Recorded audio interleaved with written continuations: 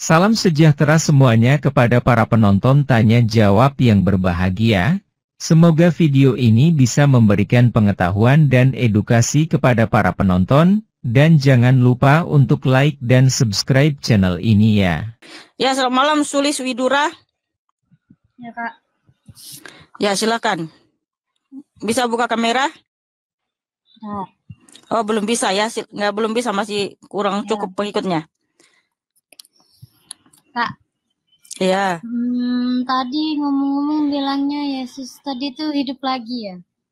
Iya, dia mati dan bangkit pada yang ketiga. Tapi tuh ada beberapa kitab juga yang sempat bilang kalau sebenarnya yang mati itu bukan Yesus, tapi Yudas. Dan sebenarnya yang bangkit itu pada awalnya tidak mati, itu Nabi Isa. Ya, di mana ada tertulis seperti itu? Itu kayaknya banyak di kitab-kitab, juga di kisah-kisah Nabi semuanya ada kayaknya. Iya, di mana ada tertulis bahwa yang disalib itu adalah bukan Tuhan Yesus, tapi Yudas.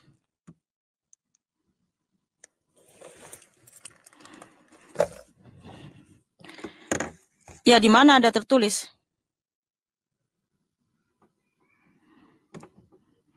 Halo? Halo, Mbak.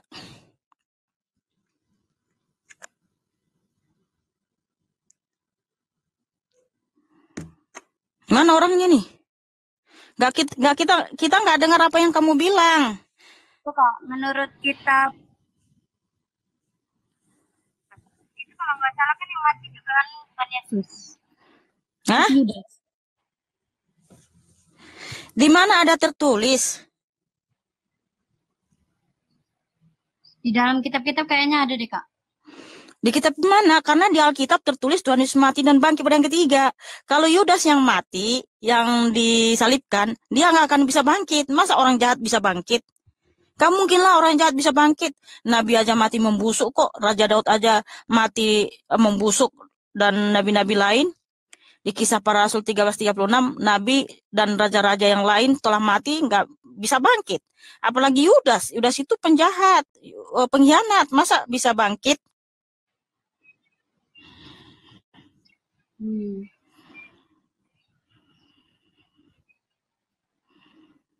Iya, tunjukkan saya di mana ayatnya. Berdasarkan fakta sejarah juga Tuhan Yesus Kristus yang disalib, Mbak. Dan itu kalau menurut kitab Kristen ya, tapi kan setiap agama mempunyai kepercayaan masing-masing ya, Mbak ya. Kalau di Islam ya beda lagi itu. Ya mohon maaf Mbak, yang menuliskan penyaliban Tuhan Yesus Kristus itu saksi mata. Yaitu Matius, Markus, Lukas, Yohanes itu saksi mata. Dan juga para sejarawan ada juga yang menuliskan. Yaitu Tacitus, Josephus Flavius, kemudian juga literatur Rabinis Yahudi. Mereka menuliskan bahwa yang namanya Yesus di tahun 33 Masehi benar-benar disalib Mbak.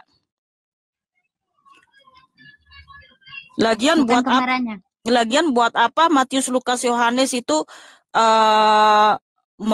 menulis yang maksudnya gini, karena nggak ada tujuannya juga kalau Alkitab diubah-ubah, sebab itu berdasarkan apa yang terjadi gitu loh, peristiwa yang pernah terjadi.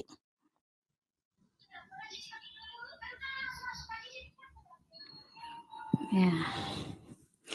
Iya, berdasarkan fakta sejarah Yesus Kristus benar-benar disalib, mati dan bangkit Mbak. Kenapa Mbak bisa yakin kalau Yesus itu Tuhan? Ya karena dia bisa mati dan bangkit sendiri, bekal abadi selama-lamanya. Siapa yang bisa seperti itu Mbak? Di kisah Nabi pernah kayaknya kayak gitu juga dalam Islam.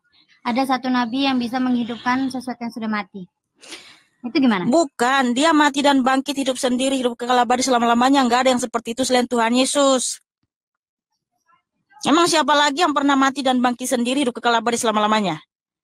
Dajjal bisa menghidupkan orang, kenapa nggak Dajjal aja diakui sebagai Tuhan? Di mana Dajjal bisa menghidupkan orang mati? Di kitab banyak. Mana dalilnya?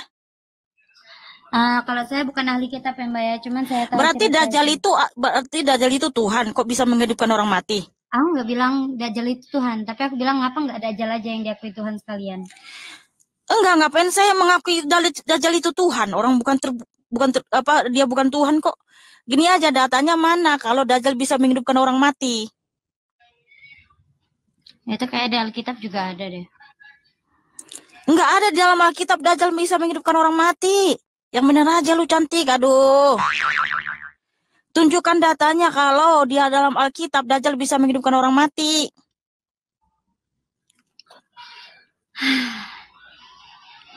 Setiap agama juga beda-beda. Ya tarik napas lah karena kamu bawa ke sini nggak bawa data. Ya. Ya, jadi itu berdasarkan fakta sejarah ya cantik ya bahwa Tuhan Yesus Kristus mati dan bangkit pada yang ketiga. Kalau dia bukan Tuhan nggak mungkin bisa bangkit. Tetapi karena dia Tuhan yang Maha Kuasa makanya dia bisa mematahkan kutuk kematian. Nah kalau Yudas yang disalibkan ya nggak bisa bangkit lah. Nggak mungkin lah orang jahat pengkhianat bisa bangkit, Mbak. Yang benar aja mikir yang cerdas dong. Ya seperti itu ya Mbak. Makasih Mbak. Tuhan Yesus Kristus memberkatimu. Ya, selamat malam Nazib, silakan buka kamera. Selamat malam. Please open your camera. Oke.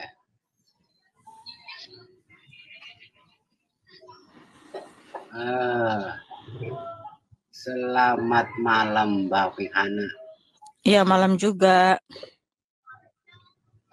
Boleh nanya? Ya, silakan. Yesus dan Bapa itu pribadi yang sama apa beda? Tuhan Yesus berfirman, Yohanes 10 ayat 30, Aku dan Bapa adalah satu. Kamu tahu apa reaksi Yahudi ketika Tuhan mengatakan seperti itu? Mereka mau melempari Tuhan Yesus pakai batu. Karena di dalam Yahudi, Allah itu adalah Bapa. Nah, Tuhan itu kan Allah. Nih, coba kita baca ya. Yohanes 10 ayat 30, sorry. Ketika Tuhan berfirman, Aku dan Bapa adalah satu. Apa reaksi orang Yahudi? Sekali lagi orang-orang Yahudi mengambil batu untuk melempari Yesus. Kata Yesus kepada mereka, banyak pekerjaan baik yang berasal dari Bapakku yang kuperlihatkan kepadamu. Pekerjaan manakah di antaranya yang menyebabkan kamu mau melempari aku? Jawab orang-orang Yahudi itu. Bukan karena suatu pekerjaan baik, maka kami mau melempari engkau. Melainkan karena engkau menghujat Allah. Dan karena engkau sekalipun hanya seorang manusia saja, menyamakan dirimu dengan Allah. Nah, karena di dalam pengertian iman Yahudi mengatakan dia satu dengan Bapa, mengatakan melihat aku sudah melihat Bapa, itu dia sedang menghujat Allah. Tapi apakah Tuhan Yesus menghujat Allah? Tidak, karena dialah Allah itu sendiri.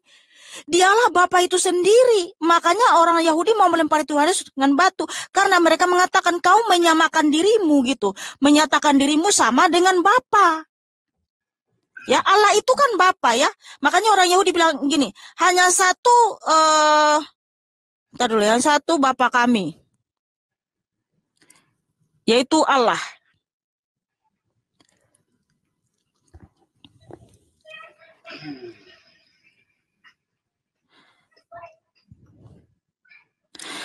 Bapa kami ya satu.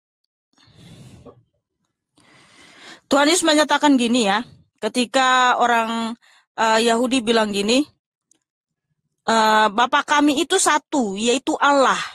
Nah, Tuhan Yesus kan Allah. Nih, bentar. Saya bacakan dulu ayatnya ya, biar nggak asumsi saudaraku ya. Yohanes 8 ayat 41. Kamu mengerjakan pekerjaan bapamu sendiri. Jawab mereka. Ini orang Yahudi bilang gini ya. Kami tidak dilahirkan dari zina. Bapa kami satu, yaitu Allah. Jadi Bapa itu adalah Allah. Makanya terus mengatakan ya, aku dan Bapa adalah satu. Di mana itu Tuhan sedang menyatakan dia adalah Allah itu. Sehingga Tuhan juga berfirman Yohanes 14 ayat 7, barang siapa melihat aku sudah melihat Bapa.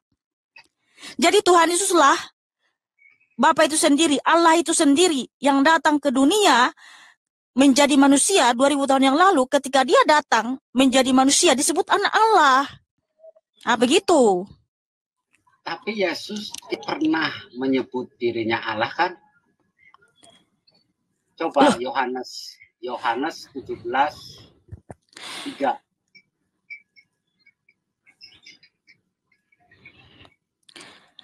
Tuhan Yesus menyebut dirinya Allah. Nih, coba baca Lukas 8 ayat 39.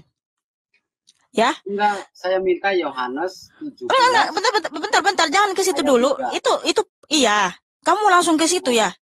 Ini ya. Lukas 8 ayat 39. Pulanglah ke rumahmu dan ceritakanlah segala sesuatu yang telah diperbuat Allah atasmu. Nah, di sini Tuhan Yesus mengaku Allah. Karena apa? Dia telah menyembuhkan orang yang kerasukan setan ini, kerasukan roh jahat, ya. Dimana ketika dia disembuhkan oleh Tuhan Yesus, apa kata Tuhan Yesus? Pulanglah ke rumahmu dan ceritakanlah segala sesuatu yang telah diperbuat Allah atasmu. Kan Tuhan Yesus yang menyembuhkan dia. Jadi di sini Tuhan Yesus mengaku Allah.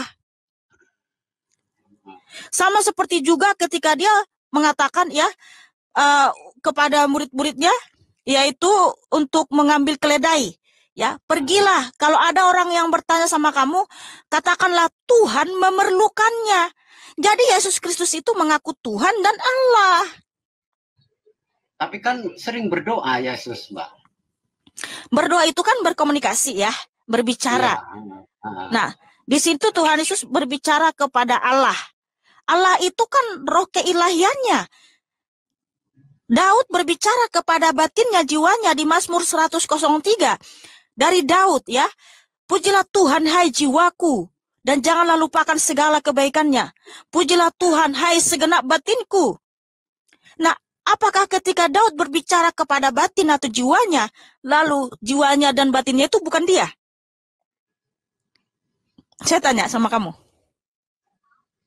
Kenapa tadi? Coba ulangi. Oke, gini ya.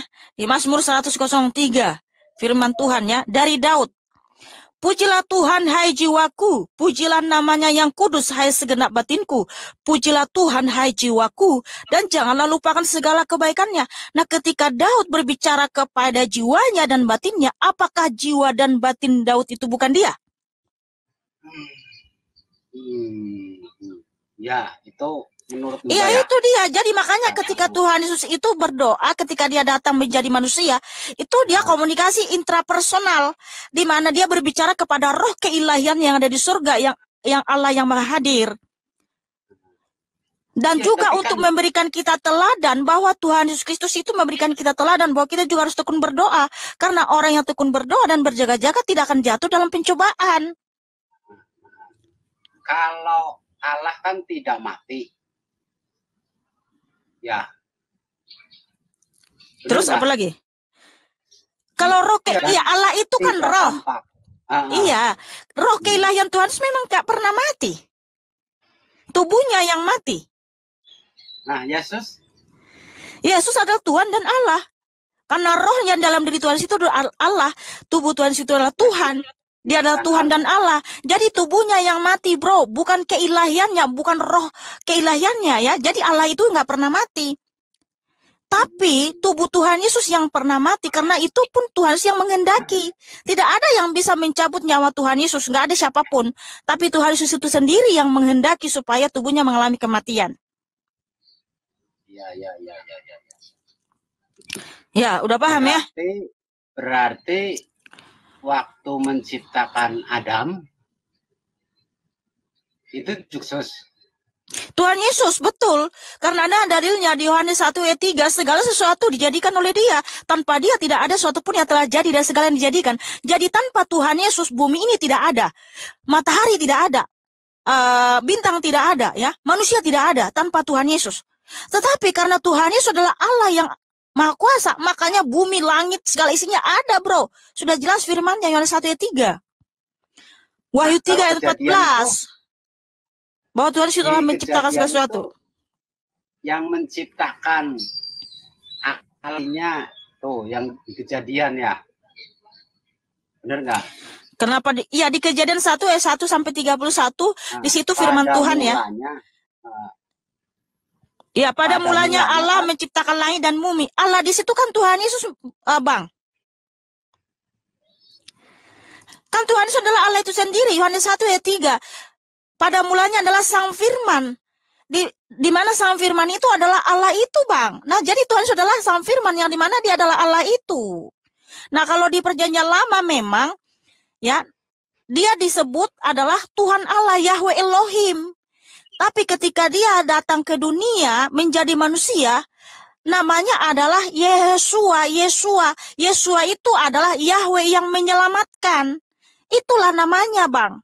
Karena nama Allah kita itu adalah Yahweh. Sebab dia adalah Yahweh yang menyelamatkan, Bang.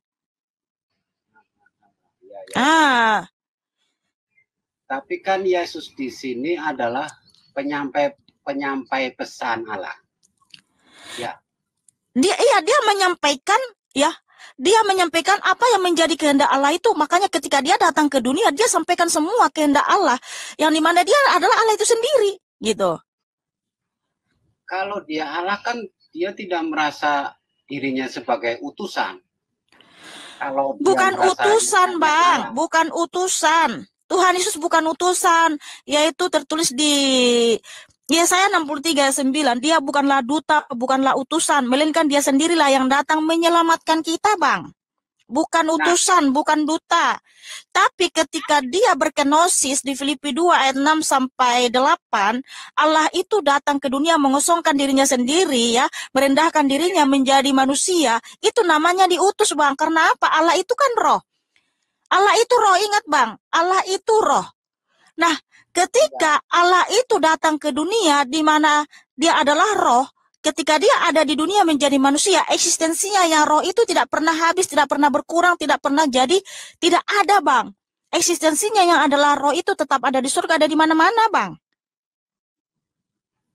Gitu. tapi kan dia mengaku tidak bisa berbuat apa-apa. Di apa Ya, itu? Yohanes berapa Yohanes itu? 30, Yohanes 5 ayat 30 sampai 32 itu tentang kesaksian, Bang. Hukum dui ganda saksi. Makanya, Bang, baca hukum Taurat. Iya, hukum itu tentang hukum dui ganda saksi. Memang kalau kesaksian hanya dari satu tidak bisa dipercaya. Tapi kesaksian lebih dari dua itu bisa dipercaya. Nah, siapa yang bersaksi tentang Tuhan Yesus? Ya, Tuhan Yesus itu sendiri di perjanjian lama yang telah dia berikan kesaksian kepada para nabi bahwa dia adalah Tuhan, tidak ada juru selamat selain dia. Makanya Tuhan menyatakan, kamu menyelidiki kitab-kitab suci untuk memperoleh hidup yang kekal, tapi kamu tidak mau datang kepadaku untuk memperoleh hidup itu, karena kitab suci itu semua menuliskan tentang Tuhan Yesus, Bang. Nah, gitu. Jadi kalau baca kitab itu secara komprehensif, Bang, nggak boleh potong-potong, comot-comot ayat, gitu ya. Jadi saran saya, Bang, baca lagi Alkitab itu Kejadian sampai Wahyu berurutan supaya Abang paham, gitu loh. Oke, seperti itu ya, Bang Najib ya. Oke, terima Ya. kasih. Makasih Abangku. Tuhan Yesus Kristus memberkatimu dan mengasihimu. Tepuk tangan buat Najib yang cakep dan manis. Aduh, terima kasih. Di video yang sudah kita saksikan bersama-sama ini, kita melihat ada pertanyaan-pertanyaan yang ditanyakan seperti apakah yang mati di salib itu adalah Yesus. Kalau menurut saya yang bertanya ini masih kecil, jadi gak ngerti bahwa kalau bertanya itu harus ada dasar dan buktinya atau dalil, jadi saya rasa tidak perlu Mihana tanggapi terlalu serius. Terus ada pertanyaan yang saya nilai bagus yang menanyakan apakah Yesus dengan Bapa itu pribadi yang sama atau berbeda, dan Mihana menjawab dengan menyebutkan Yohanes 10 ayat 30-33. Kalau menurut saya yang dimaksud itu adalah perkataan atau pengajarannya yang sama, bukan pribadinya, dan apabila Yesus itu adalah Bapa sendiri, seharusnya ayat di Yohanes 10 ayat 32 tidak perlu lagi ditulis kata Bapa, langsung aja kata aku. Juga dalil di Yohanes 8 ayat 41 di mana Mihana menekankan kata Bapa kami satu, yaitu Allah. Itu kata orang Yahudi yang berkata. Jadi saya rasa ayat itu kurang tepat. Tapi itulah keimanan orang Kristen yang harus kita hormati. Kita sebagai orang luar dan awam cukup untuk mengerti saja. Selanjutnya penanya menanyakan bagaimana dengan Yohanes 17. Ayat 3 yang mengatakan Yesus diutus oleh Allah, ya begitulah. Jawabannya lihat ayat di Alkitab. Yohanes pukul 10.30 aku dan Bapa adalah satu. Yohanes pukul 10.31 sekali lagi orang-orang Yahudi mengambil batu untuk melempari Yesus. Yohanes pukul 10.32 kata Yesus kepada mereka, banyak pekerjaan baik yang berasal dari Bapa-Ku yang kuperlihatkan kepadamu, pekerjaan manakah di antaranya yang menyebabkan kamu mau melempari aku? Yohanes pukul 10.33 jawab orang-orang Yahudi itu, bukan karena suatu pekerjaan baik maka kami mau melempari engkau, melainkan karena engkau menghujat Allah dan karena engkau, sekalipun hanya seorang manusia saja, menyamakan diri dengan Allah. Yohanes pukul 8.41 kamu mengerjakan pekerjaan bapamu sendiri. Jawab mereka, kami tidak dilahirkan dari zina. Bapa kami satu, yaitu Allah. Yohanes 14:7 sekiranya kamu mengenal aku, pasti kamu juga mengenal Bapa-Ku. Sekarang ini kamu mengenal Dia dan kamu telah melihat Dia. Yohanes 17:3 inilah hidup yang kekal itu, yaitu bahwa mereka mengenal Engkau, satu-satunya Allah yang benar, dan mengenal Yesus Kristus yang telah Engkau utus. Lukas pukul 8.39, pulanglah ke rumahmu dan ceritakanlah segala sesuatu yang telah diperbuat Allah atasmu. Orang itu pun pergi mengelilingi seluruh kota dan memberitahukan segala apa yang telah diperbuat Yesus atas dirinya. Yohanes 1:3 segala sesuatu dijadikan oleh Dia dan tanpa Dia tidak ada suatu pun yang telah jadi dari segala yang telah dijadikan.